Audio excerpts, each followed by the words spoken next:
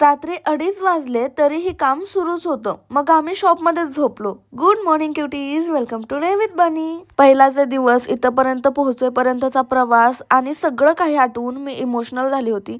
त्यात समोर माझं ड्रीम उभं होते ते बघून तर अजून जास्तच रडू येत होतं मला. आणि तितकाच आनंद देखील होत होता. जितकं काम करेल तेवढं कमीच पडत होतं. सगळीकडे नुसता पसारा पसारा पसारा. सकाळपासून काम करून करून माझ्या पोटूला लागली होती आता भूक. मग मस्तपैकी सँडविच आणि कॉफी पिली. मग रात्री गेले मम्मीला घरून आणायला. मम्मीने मस्तपैकी जेवण केलं होतं. शॉप मध्ये आले, मस्तपैकी जेवले आणि परत कामाला लागलो. खूप काम केलं. त्याच्यानंतर परत आम्हाला गोड काहीतरी खाण्याची क्रेविंग झाली. मग काय, सरळ दीदीला घेऊन पोहोचले पेस्ट्री घ्यायला. आणि इकडे पेस्ट्रीचा एका रेट असा होता ज्याच्यामध्ये अख्खा केक आला असता. मग आता तुम्हीच गेस करा किती रुपयांची असेल ती पेस्ट्री. क्रिसमस येणार आहे त्याच्यामुळे इकडे डेकोरेशन सुद्धा केलं होतं आणि सॅन्टा सुद्धा उभा राहिला होता. त्याच्यासोबत व्हिडिओज काढले. मग मम्मीला खायची होती कुल्फी, ती घ्यायला गेलो. शॉपवर गेलो, पेस्ट्री वगैरे खाल्ली आणि परत कामाला लागलो. आमची कामं आवरायला वाजल्या रात्रीच्या 2:30 आणि शॉप पासून घर थोडं लांब आहे. मग आम्ही विचार केला की आज शॉप मध्ये झोपूया आणि असा होता माझा आजचा दिवस. ओके, सो आजसाठी एवढंच. भेटू लवकरच नेक्स्ट मिनी ब्लॉग मध्ये. बाय.